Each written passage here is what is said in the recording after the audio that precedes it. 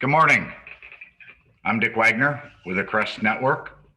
Today, I want to talk to you about overcoming sales challenges.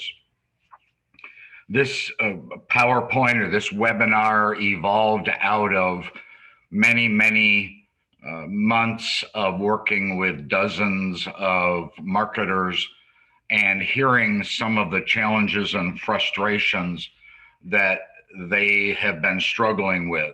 It's interesting that almost every one of these challenges I have also struggled with going back a number of years. So, what I really want to do today is bring to you the problem of which you are very likely experiencing, and then hopefully I will have a handful of solutions for you so that you know how to address them and deal with them.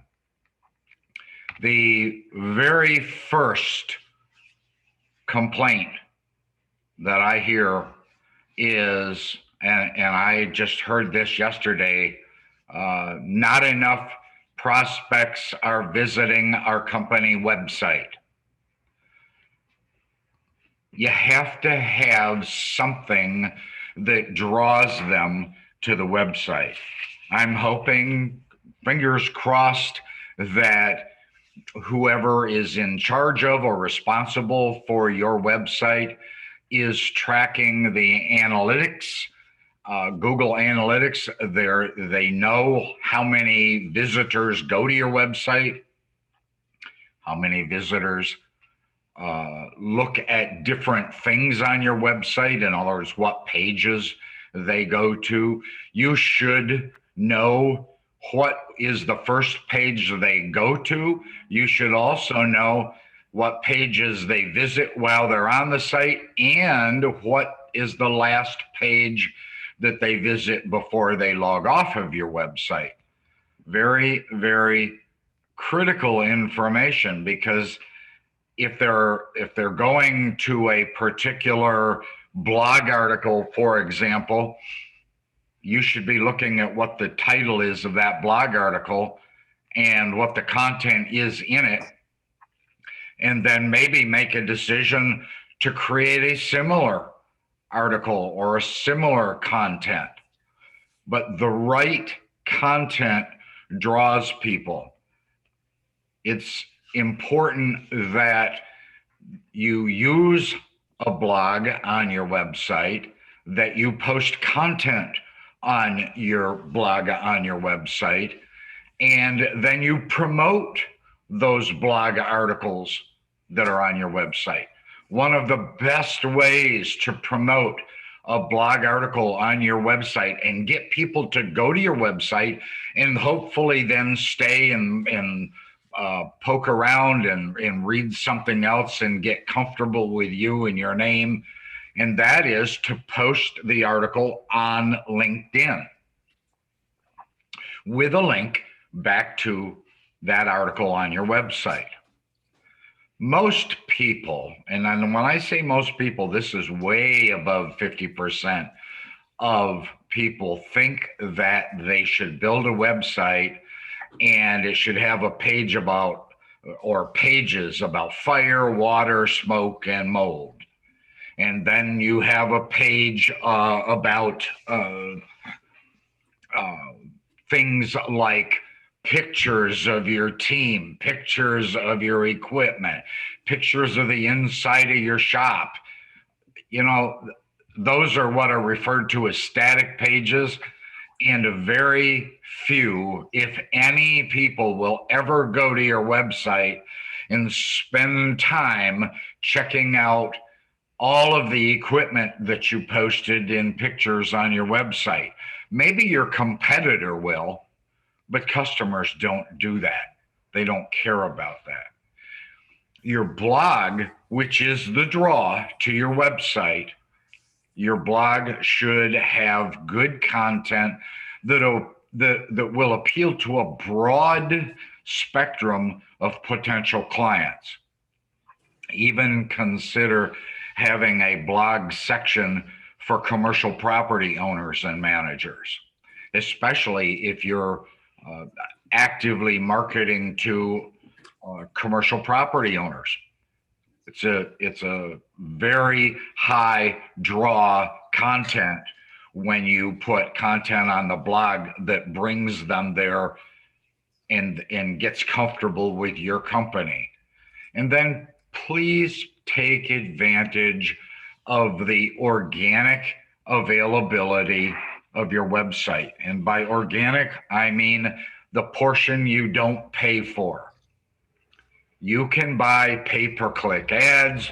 You can hire an SEO company to hopefully drive activity and get your website up on the top of the fold. Um, and sure, you can pay for that, but there are so many ways that you can crank up the free portion of people going to your website. And one of the very, very best ways to do that is to post great blog content, great blog articles and posts, and then put those blog links on Facebook, on Twitter, on Pinterest, on LinkedIn. That's the perfect way to gather organic visits to your website. There is literally an hour's worth of things that I could tell you about that, but I do know, because we follow our own websites with Google Analytics, and we've actually invested in some additional analytics tools. But we know, and you should know as your key marketer or your GM or your owner should know how many people are going to your website in a given day, week, or month. You should know what website or what articles or pages they're going to. You should know what the length of time is that they're spending on your website. In other words, what is the bounce rate? These are things that you can do to ratchet up your own exposure. Your website probably lacks a call to action. What is a call to action? If you have been onto the crestnetwork.com website or crestlibrary.com website or the askdickwagner.com website, you know that we have what are called pop-ins. They're a little pop-up that they can tend to be mildly annoying, but one of those pop-ins is something that comes up in the middle of their screen once they log on that asks them if they want to subscribe to your newsletter. Well, of course you want them to subscribe to your newsletter. So they won't do that. There's no mechanism for them to do that unless you put a pop-in on your website, and you will be astounded. We've had the pop-in now for a few months, and we're getting dozens and dozens of people that are going to our website that are filling in their name and their email address and want to be added in to your newsletter or to our newsletter. You also should have a chat bot. I know I did look at some of the Crest Network clients, and some of you do have a chat bot on your website. That's that little pop-up usually in the lower right-hand corner that says, "Hi, I'm a real person. If you have any questions, please type them here, and a real live human being will answer your questions for you." It's amazing to me. We have that chat bot on the Crest Network site, and it's amazing how many people will choose that as a way to communicate with us rather than phoning in or sending an email or sending us a text. They'll simply use the chat box and type in their question and we will immediately address it right there between 8 and 5 during the day. You should encourage them to send you an inquiry or chat with you on that chat box. You should reassure them that someone will be there to answer their questions. And once they have asked you a question, or maybe they have put in their name and their email address and want to be added to your newsletter, you ought to have an autoresponder in place that immediately sends them, using their own email, immediately sends them a response that says, hey, thanks so much for signing up to our newsletter. Please watch for the next one coming up in the next couple weeks.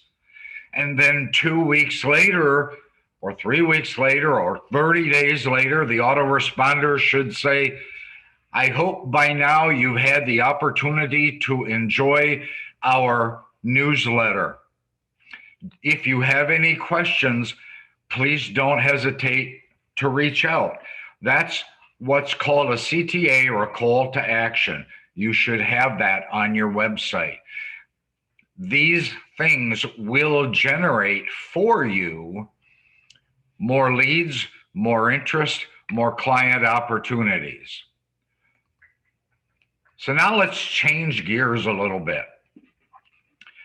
The marketing follow-up that you're doing is either ineffective or it doesn't exist at all. I chuckled the other day. I will say this because she's not on the website or on the webinar today, but I recently had a marketer, when I was talking to them about utilizing an electronic calendar such as Google Calendar, she did this. She held up her cell phone and said, it's too hard for me to see a day or a week on my phone. So I also use a day planner or a book, the calendar book or binder that she carries with her. And I just chuckled at that because she's a 20-something and I'm not. And I use the electronic calendar for everything. On my phone, on my computer desktop. If I'm often, when I'm out and about with my cell phone, I often will have my iPad with me. The iPad, certainly you can see stuff pretty easily. But you should be keeping really, really good notes in Luxor or HighRise or whatever your different software is, where you're tracking your customer relations management processes. You should have some simple processes in place that some you do daily, some you do weekly, some you do one time, some you do monthly. And those are what I have listed on the screen here. Text messaging. You can text message, and you ought to make a habit of text messaging prospects and clients daily. You pick the number. It could be 1 or 2 or 3 or 10 every single day. Video messaging. I'm having quite a challenge getting some of my marketers to do this, but it is just so easy to take your phone, hit the record button on the video, and talk into it. Hi, this is Dick Wagner with the Crest Network. Just wanted to reach out and say hi. I really enjoyed the conversation I had yesterday in your office. Don't hesitate to call me or text me or email me if you have any questions. I look forward to your next referral. That's all you have to say. It's about 30 seconds long, and you send that MP4 or that video. You can put it up on a Google or a YouTube account, and then send them the YouTube link, and you can send that YouTube link in text messages, WhatsApp. You can send it in FaceTime. You can send it in an email, but please do that. It's just amazing to me how many people respond positively to receiving a little 30 to 60-second personalized video from you to them. It gives them, many of them have told me when I've touched base, because I've been doing it myself, my clients will tell me, geez, I almost get a little goosebumps. It's really weird, but it's really cool when I get a little short live video message from you. People like it, they appreciate it, and it's a perfect way to do a follow-up. Getting testimonials is just a great way to help people trust your brand. And you know what? Your brand is way more than just the name of your company. It's way more than the equipment that you offer. It's way more than the extraction services or the fire and soot cleanup or the mold remediation. Your brand is also you personally. I don't care who you are as a marketer, but you need a personal brand. One of the ways that you can get a personal brand is by writing blog articles. And I know immediately some of you are going to say, oh, I'm not a good author. I don't write very good. I was never great in English or grammar or spelling or those things in school. You know what? Your blog articles don't need to be 1,000-word essays. They can be 3 sentences.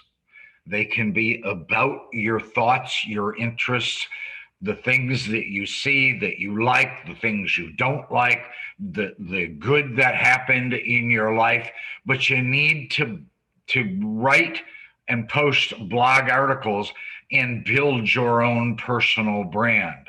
You can build your own personal brand on LinkedIn, on Facebook, on Twitter, on Pinterest.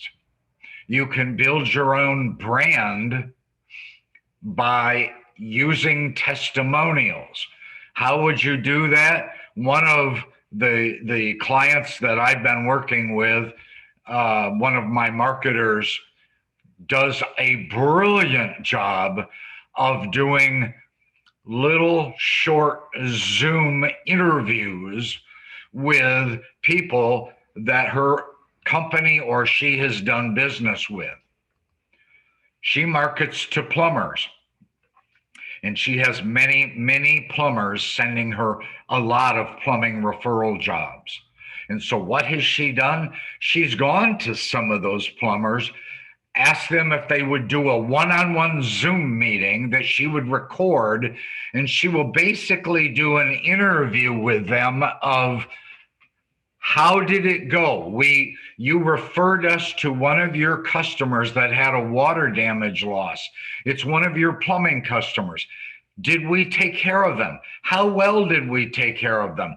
What were some of the comments that your plumbing customer said to you after we got done with taking care of them?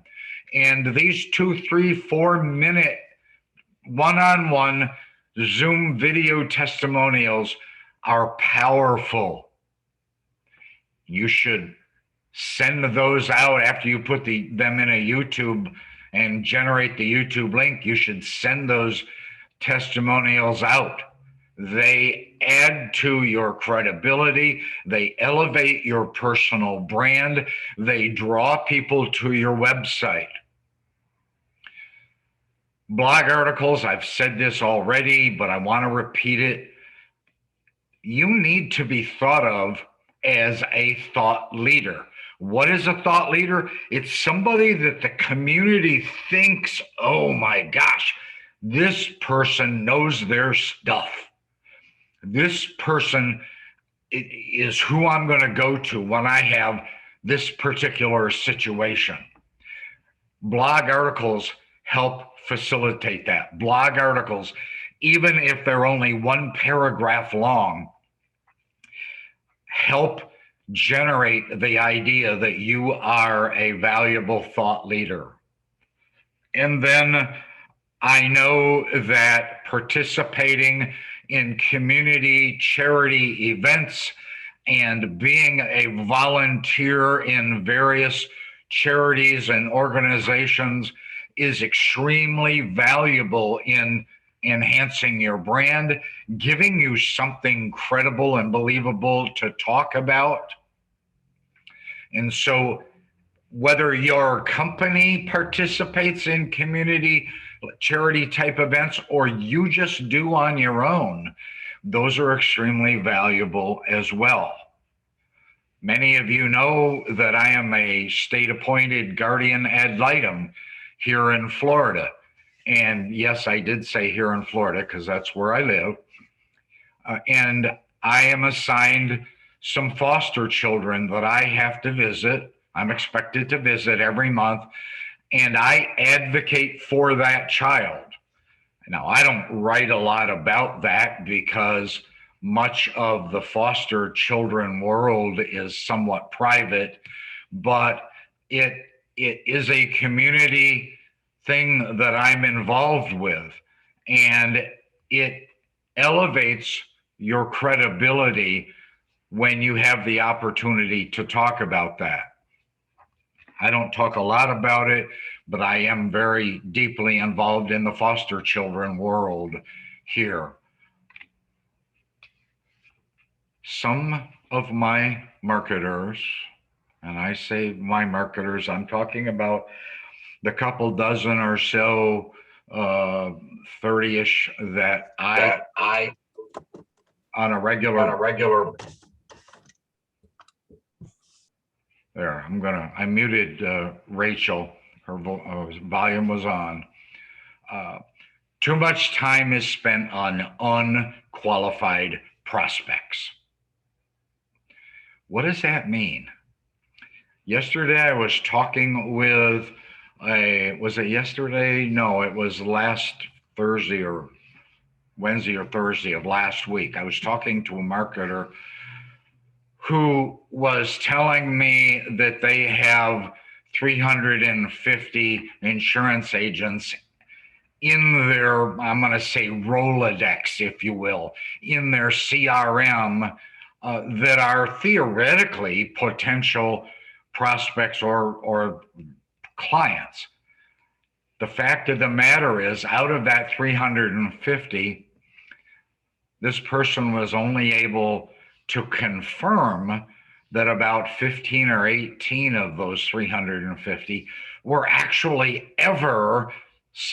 actually ever sent them any work.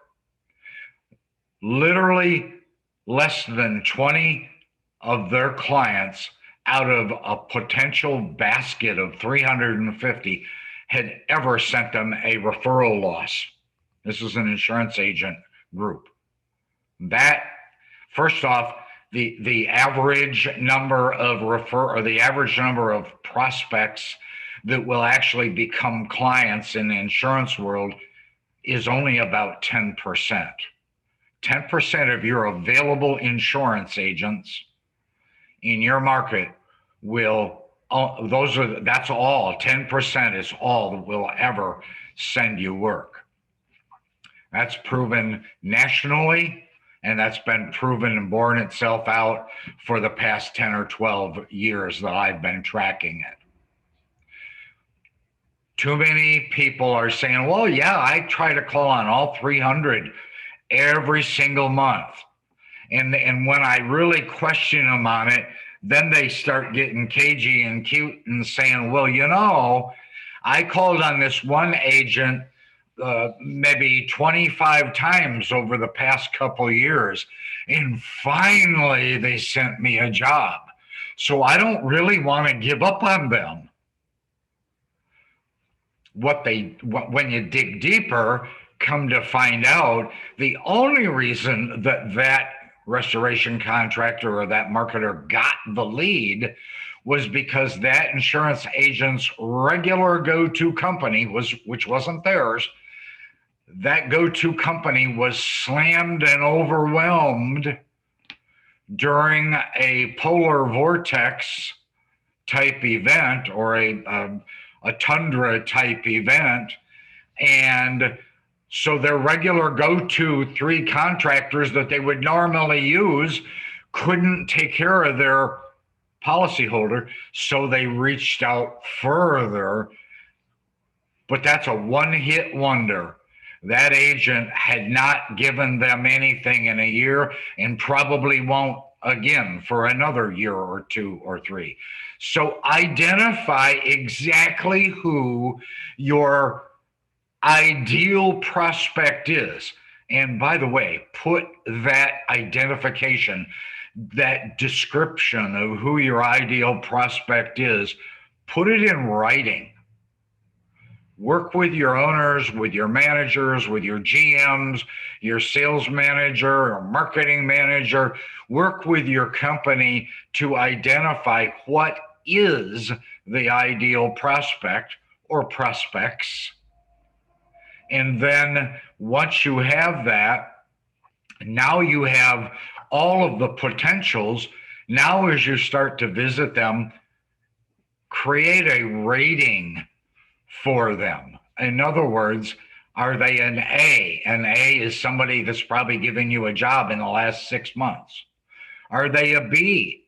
And that's a contract or an agent or a plumber or a referral source that maybe has given you one job in the last couple of years, but it was potential. It wasn't because their regular go-to company was slammed. It was because they just haven't had a lot of opportunities.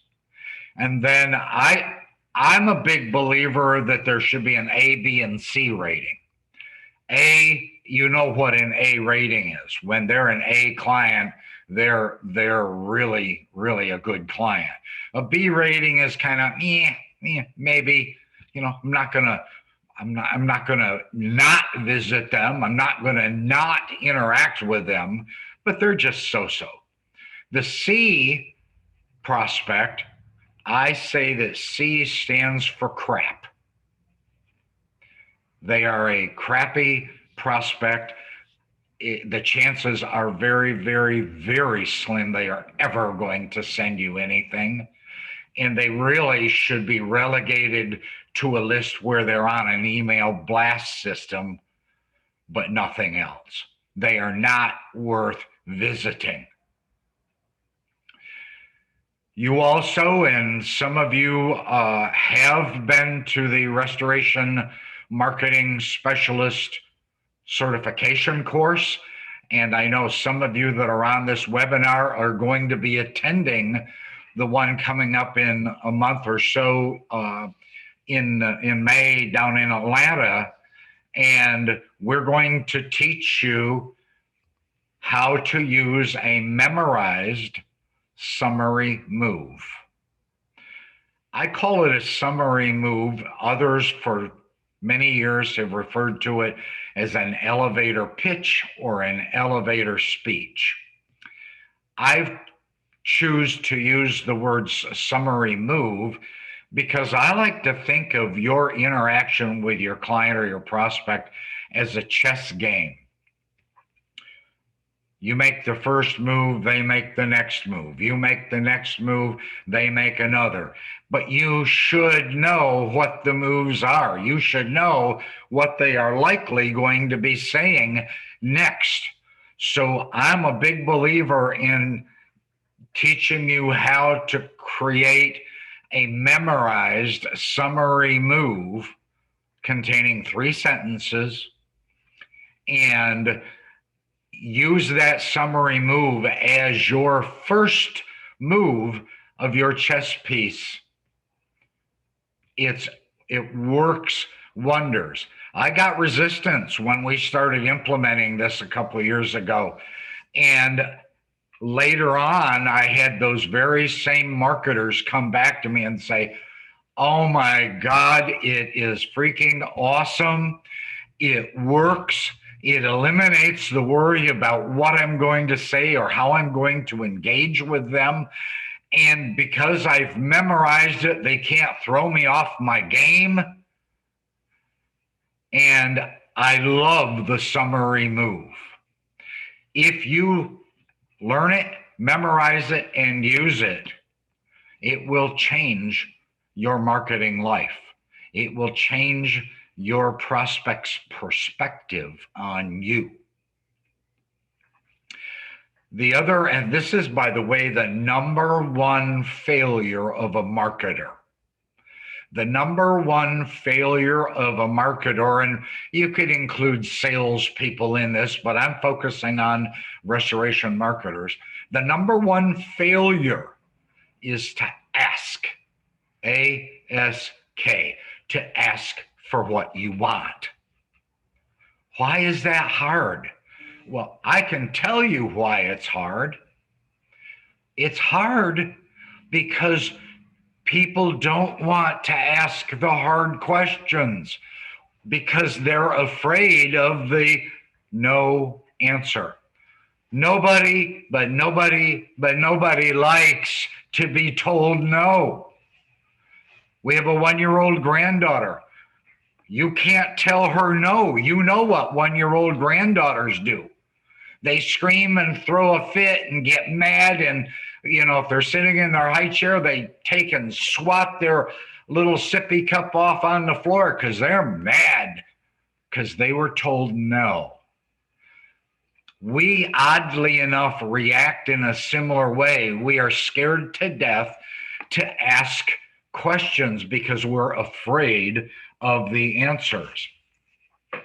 If you want to read a book that will help you get over that fear of hearing no, here's the book. It's called Rejection Proof. It's written by Jia Jiang, and it is a great read. It's a great story. And the bottom line is that he started out after he had been devastated with being told no. He decided that for 100 days, once a day, he's going to approach somebody with the full intention that his bizarre request would get him a no. Why would he want to do that? He did that because he wanted to anesthetize himself. He wanted to get himself immune to the issue of being told no. And what he found on his journey of 100 days trying to get a no is shockingly, he got, and these were bizarre requests. He put on a soccer outfit with cleats and a soccer ball and a soccer shirt, and he knocked on a house door in a middle-class neighborhood. And when the person came to the door, he asked them, would you be willing to take pictures of me kicking around a soccer ball in your backyard? Almost every single one of us would look at that person as like a total weirdo and slam the door quick and lock it and then refuse to go back to the door. Oddly enough, that's a pretty bizarre request, and he was sure he was going to get a no. Lo and behold, the person said, yeah, it's kind of weird, but sure, come on in.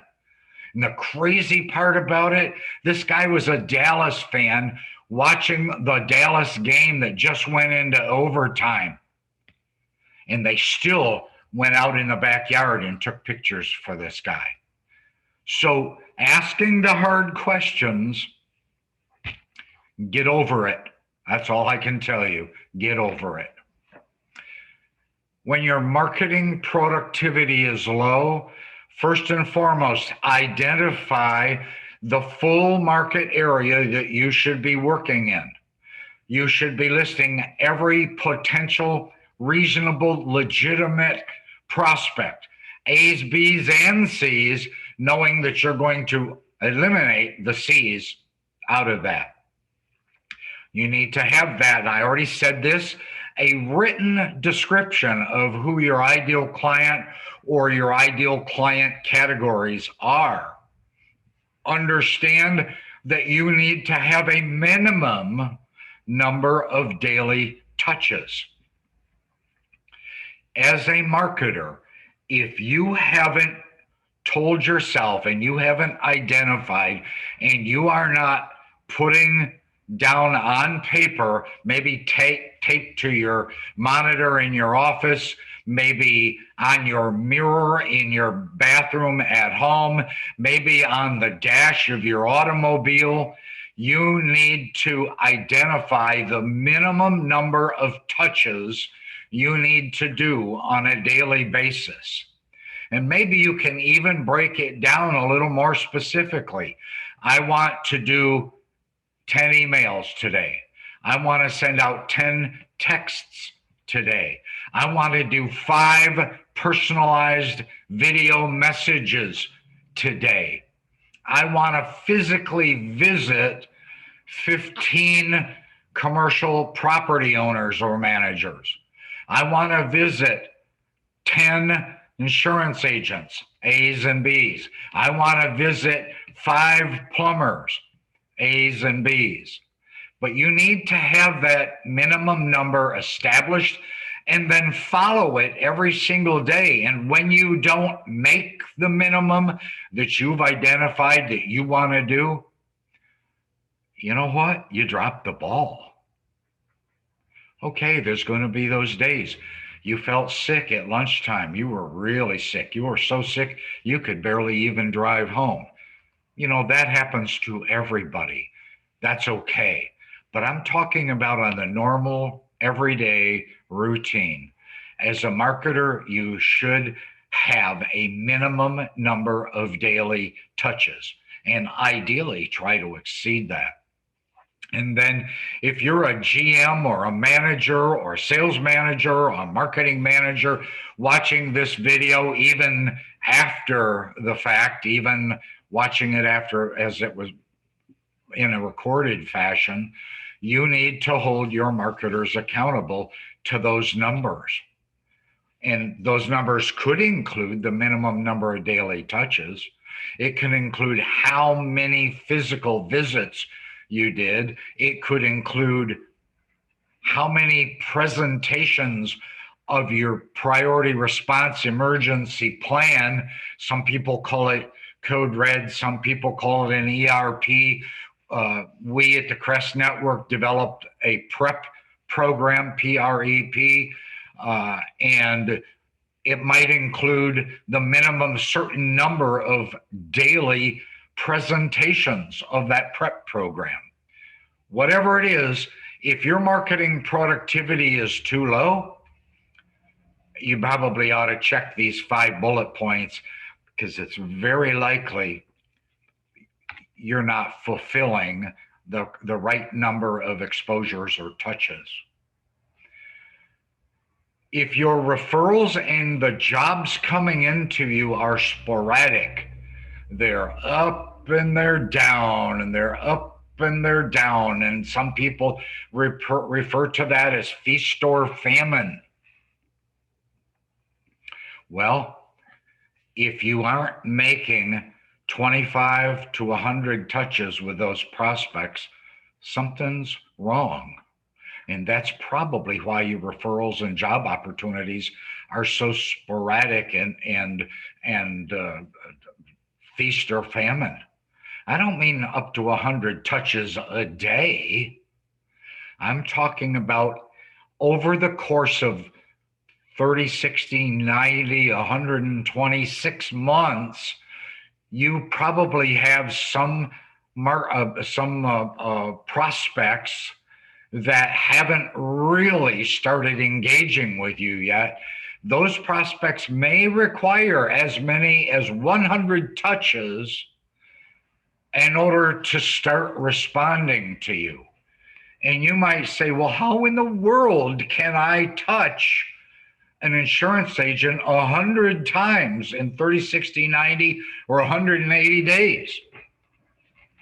You can when you engage them on social media, when you visit them in person, when you send them a video text or a video a recorded video message via text or via email or FaceTime or WhatsApp. But there are lots of ways that you can have 25 to 100 touches with your prospects in less than 90 days when you are actively engaged in things like social media, email, texting, video messaging, and so forth. If your referrals and your jobs are sporadic, maybe it's because you failed to say thank you. Boy, that sounds awful simple. But you know what? I hope that every time an insurance agent sends you a thank you, or excuse me, sends you a job, I hope you take 5 minutes to personally write out a handwritten thank you card and put it in the mail to them. It will mean way more than you could ever imagine. Maybe you choose, like I have some clients, they choose to put a $5 Starbucks card in there with that thank you, or a $10. It's a little bit different with plumbers because most of my clients that are calling on plumbers are taking them $200 or $250 or $300 referral fee. That's a hell of a thank you. And so if you're not paying them with a referral check or a gift card, then at a bare minimum, every single time an agent or a carpet cleaning company or an industrial hygienist or a fire sprinkler company gives you a referral, a job, whether you close it or not, you better send them a handwritten thank you.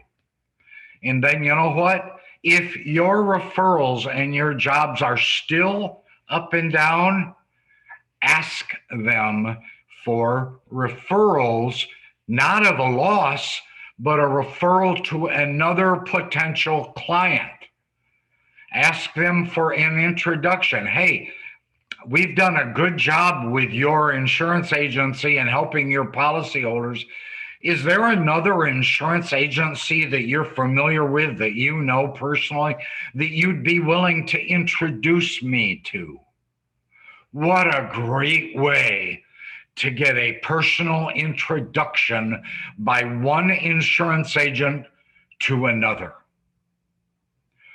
It's my belief that when you are really down on referrals and on jobs, it's very, very likely that you don't have the personal engagement.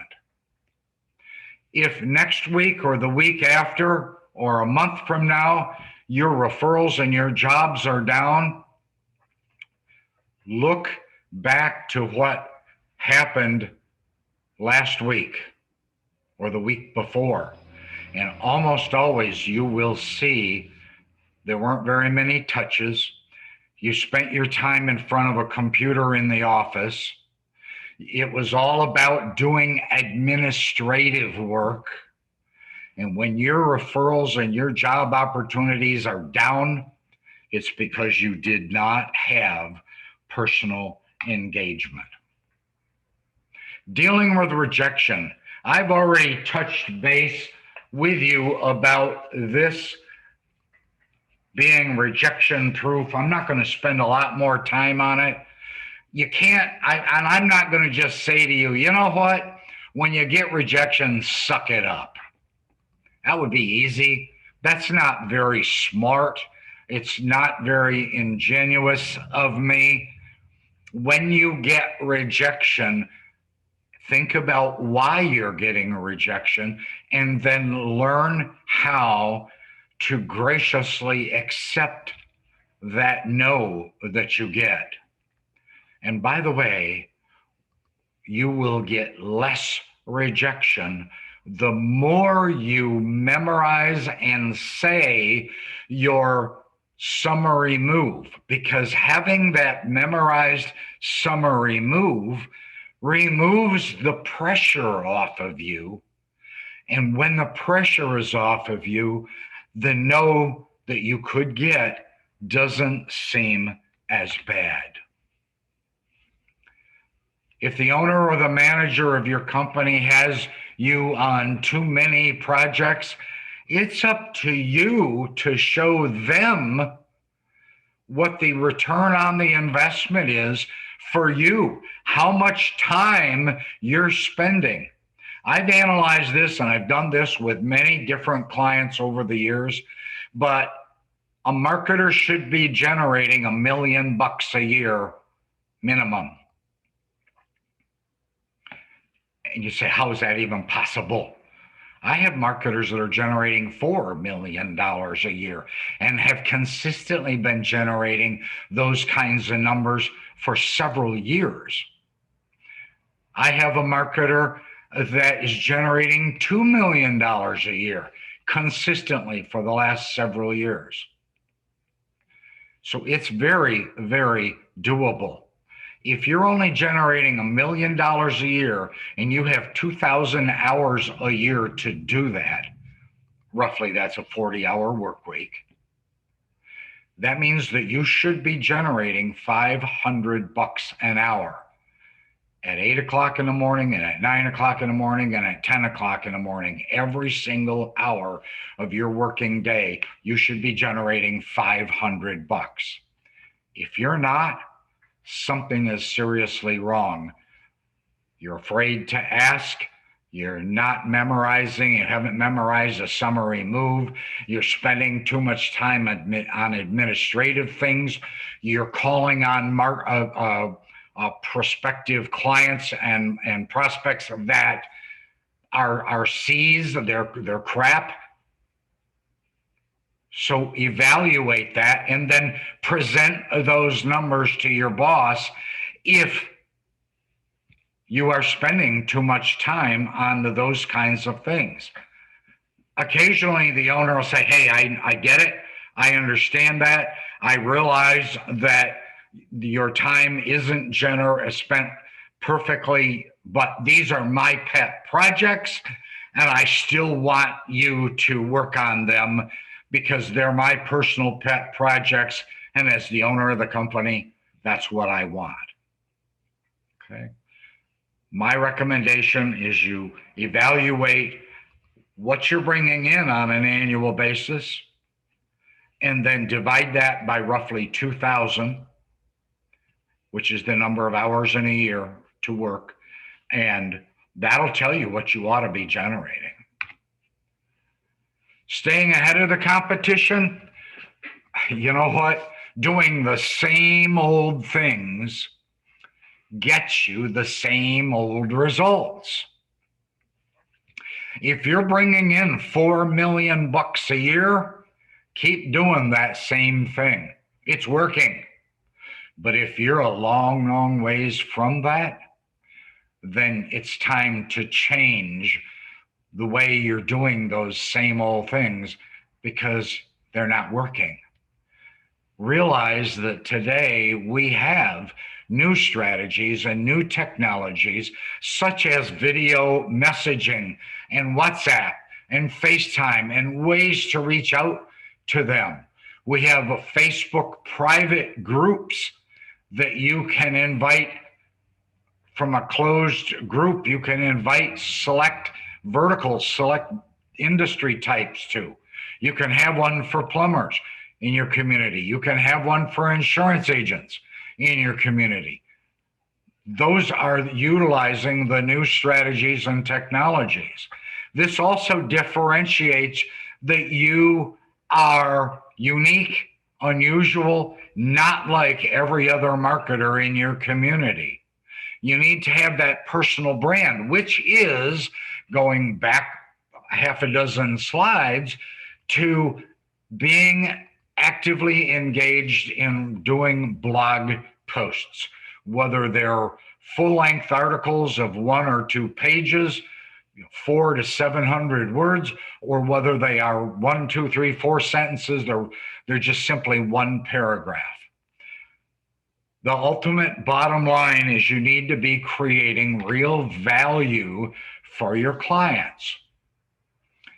For those of you that have been in the marketing world, presumably in the restoration industry, for more than 5 or 6 years, you already know that the world has changed, and the marketing approaches that you did back in the early 2000s, 2010, 2012, 2013, what's going on today is dramatically different. Over the past 5 or 6 years, there have been dramatic changes to prospects, clients, their attitudes, what they like, what they don't like, what they will accept, what they won't accept. And we had better adjust to this new world. And then the minute you throw the COVID-19 pandemic into this whole thing in 2020, it changes everything all over again. But the motivations and the needs of your client have changed. They have evolved. How they engage with you and want to hear from you is different. Oddly enough, about 70 to 80% of insurance agents will have a one-on-one Zoom call with you. They're willing to do it today. 2 years ago, they weren't.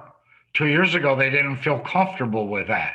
But it's become the norm today.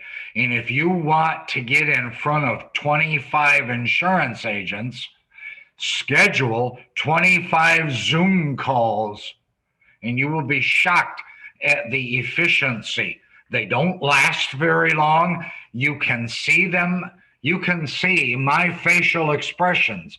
You can know whether I'm smiling, whether I'm mad. You can know whether I'm looking at you, whether I'm engaged. You know what my body language is. Zoom is a brilliant way to engage with your client. And that's something pretty new in the past 12 to 18 months. And you know what else? I'm just looking down through the list of those that are on this webinar at this moment. Most of you probably, certainly with the exception of me, would fall into the millennial group. And in the next 5 to 7 years, it's estimated that millennials, that age group of millennials, will dominate the buying public. They will be the dominant force. The old people, the baby boomer generation, me, will fade away from being a dominant buyer, and the millennial world will take over as the majority of your prospects. You better read up on them. You better learn about them. You better understand the millennial philosophy and beliefs and actions and style, because that's who your market base is going to be over the next several years. And please, please, please, please, please, don't be too eager. Don't come across as desperate. Don't oversell. Sounding desperate, whether it's a guy trying to get you to go out on a date, whether it's you as a marketer trying to get a prospect to schedule an appointment with you or give you a referral, sounding desperate is a really big turnoff. You better know, you better memorize, you better state the summary move. That will disarm your clients and your prospects. You better learn how to ask for what you want and, understand what you will likely get as an answer is no. And be prepared to hear the no and be prepared to accept it. Immune yourself from it. In order to overcome the no, in order to overcome the ask, in order to get them engaged after you give them the summary move, you better know how to ask good questions. And I don't mean questions like, hey, are your kids in soccer? I'm not talking about those kinds of questions. I'm talking about like being in front of an Allstate agent and saying, I got a question for you, Mrs. Allstate agent.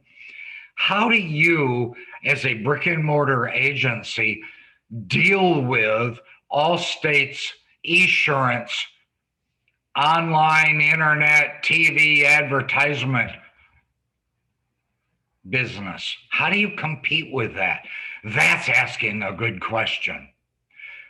The bottom line is your questions, your asks, your approach needs to be about their pains, period. Their pains, their issues. Providing ongoing sales and marketing training and coaching. I would be remiss if I didn't take a minute and do a little soft promotion of the Crest Network. All of you that are watching this are involved with the Crest Network, but I understand that marketers are often stuck in a box and need help getting out of that box. That's part of my role as a sales manager or a business and marketing coach. Marketers often don't know what's new and trending. They've got their head straight down and forward, and they don't realize what trends are going on around them and in their community. They don't realize that millennials will soon dominate the buying market. They don't realize that video messaging has exploded on the marketplace. Very few companies have an in-house sales manager. It's a pretty pricey position to fill. So even the bigger companies usually engage an outside sales and marketing mentor or coach. Some of you are going to be attending the Restoration Marketing Specialist certification course coming up in May, and I think there's another one in August, and we look forward to seeing you there as well. Handling very difficult and uncooperative prospects. Remember, if you don't know what your ideal client profile is, how do you know how to handle or deal with a difficult or uncooperative prospect? Maybe they don't fit the ideal client profile and you need to jettison them. Maybe you need to just ditch them, get rid of them, move them to the C, the crap column. Maybe they're uncooperative because you were rude or they perceived you as rude and didn't respect your time. You haven't done your research on them. You don't know anything about them. You haven't addressed their issues, their headaches, their problems, their challenges. You have failed to use the summary move. The bottom line of when you implement the suggestions that we've just outlined, you will see a major improvement. Your marketing efforts can explode if you follow just some of those very simple steps that we've provided. That was my goal in helping you overcome some of your sales challenges. The number one takeaway that I hope I can leave with you is this: it has to be 100% about your prospect or your client. If a teeny little bit of it is about you and your company, it's not going to work consistently the way you want. Folks, thank you. I'm Dick Wagner. I appreciate all of you watching. Talk to you all soon. Bye bye.